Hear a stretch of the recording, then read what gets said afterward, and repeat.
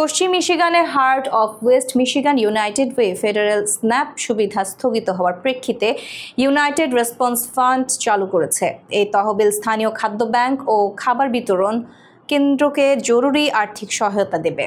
3টি কাউন্টিতে এলেগান, কেন্ট ও অটোয়া সপ্তাহ জুড়ে খাদ্য নিরাপত্তা বজায় রাখতে এটি গুরুত্বপূর্ণ ভূমিকা রাখবে। যুক্তরাষ্ট্রে ফেডারেল বাজেট সংকটের কারণে স্ন্যাপ বা খাদ্য সহায়তা কর্মসূচি সাময়িকভাবে স্থগিত হওয়ায় লাখো মানুষ অনিশ্চয়তার মধ্যে পড়েছেন। এই পরিস্থিতিতে heart of West Michigan United way এক মানবিক পদক্ষেপ নিয়েছে।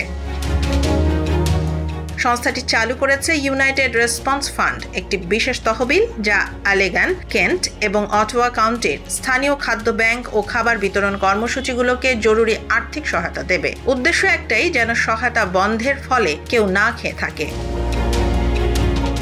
ইউনাইটেড ওয়ে জানায়, সাম্প্রতিক সপ্তাহগুলোতে অনেক খাদ্য বিতরণ কেন্দ্র আগের তুলনায় 70% বেশি মানুষ সহায়তা নিতে আসছেন। তহবিল থেকে অর্থ পেলে তারা খাবার সংগ্রহ, বিতরণ ও সংরক্ষণের কাজ অব্যাহত রাখতে পারবে।